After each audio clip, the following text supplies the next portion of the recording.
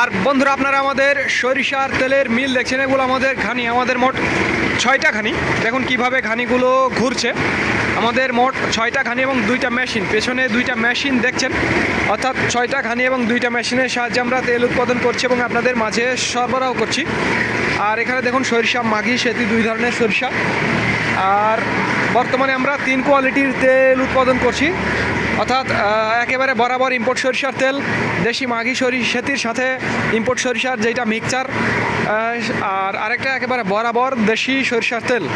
এই 3 কোয়ালিটির তেল আমরা উৎপাদন করছি।